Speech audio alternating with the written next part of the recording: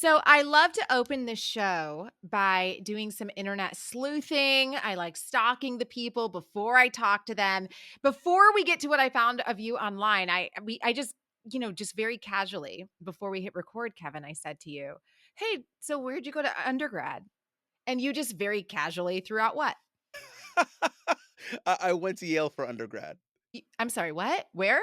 I went to Yale University for undergrad. I mean, how does that feel coming off the tongue, right? How does that feel in conversations to just be able to casually drop, "Yeah, no big deal." It's been so many years, and now I just think of it as it's a part of my story, and it's the thing that I needed to do the best service that God had called me for. That was the university that best prepared me for the service for what I do today, in a very roundabout way. But I realize how necessary it's been, and I'm truly thankful for the experience of having gone to Yale. And my wife went to a school very close by, so and we never like met there, which is crazy. But like I said, I'm thankful. Where did you guys meet then? We met in California, in Los Angeles. Her best friend set us up at one of a party that she was having in Hermosa Beach, and it's funny. Like we thought each other was kind of cute, but we didn't really like get things off the ground probably until 6 months later. We were friends for like 6 months. I mean, close best friends, but we got our signals crossed. I thought she friend zoned me. She thought I friend zoned her, and then she just said, "Look, I liked you, and then you never made a move." And I was like, "Here, well, hold up. Let's talk about this. I think you're awesome.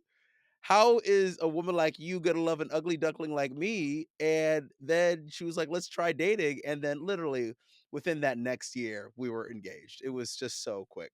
Yale, dream girl, Grammys. Kevin, I wanna know what your prayer life is like. We're gonna get there. What is that? Show me the favor that the Lord has bestowed on you. Okay, here's what I found. This is from your Instagram. You posted this, "As a musician, I am not in competition with anyone else to be number 1. If I focus on my unique talents, then I am working to be the only me." Tell us a little more about that. That's such a I'm so glad you found that. My truest belief is that God has made every single person to be a one of one. Every single person has a unique fingerprint by the most high king. And so because of that, there is a unique frequency, if you will, just because I'm a musician, a unique frequency of love that each person is supposed to give off. Me with my frequency may hit certain types of people than another person, and we may be saying the same message. It's just my frequency hits the ear of somebody else in a certain way that they can actually hear it compared to somebody else. So I think if we focus on our unique frequencies, it will create a compound frequency that helps get people to see the glory of the king whom we love and whom we adore.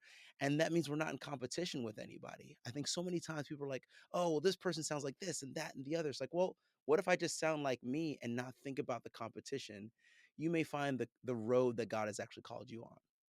That is really beautiful. And I wonder if your music background, it just made my brain think of things in a totally different way because you can hear the most beautiful note, right? But it's really in the notes coming together that we create music. And that is what God is calling us to do as human beings. And you putting it in that way of frequency really just struck me in a different way. That really means the world. Yeah, I think every single person has something that God has called them to do.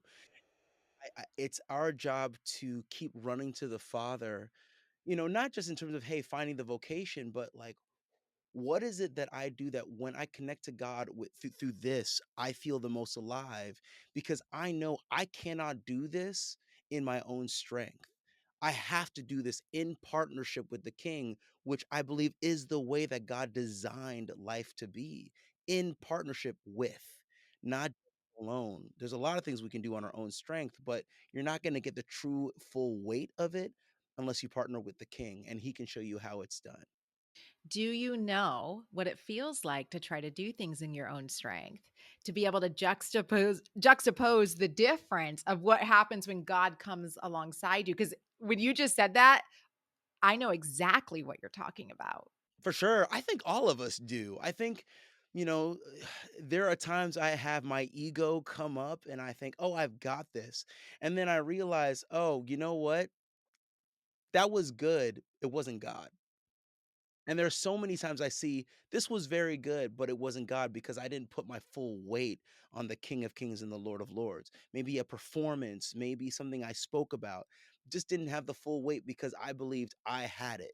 And I want everything I do now to have the potency of the King so that not even I give, but God through me gives what people truly need, which is the love of Him so that they can see Him more clearly. It's just that time.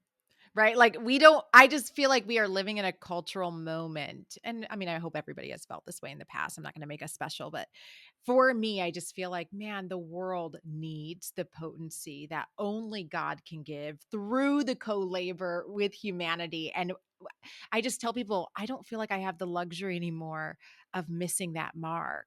Not once you actually experience what happens when you see God work with you and really impact somebody. Man, I don't have the luxury anymore to miss something like that. 100%. I fully agree. My co-host for my podcast, Imagine Faith Talk, he and I have this phrase for success, this formula, and we believe it's personal alignment plus self-development times faith. There's a lot of things that we are called to do, what we have to be radically responsible on our own. That is understanding who we are, aligning ourselves with the King. What is the King's thoughts about life? So we have kingdom culture within us to give to the world and the discipline that we have to develop, right?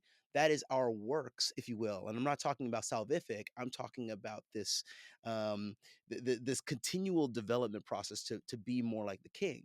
But then there's this faith part that we can't do. That's the radical responsibility upon the King. And this gives us opportunity, if we trust Him, to rest upon Him so that when things happen, not in our own strength, we're not getting to tell people, oh, well, I just did A, B, C, D, E, F, G. We get to say, I couldn't have done this.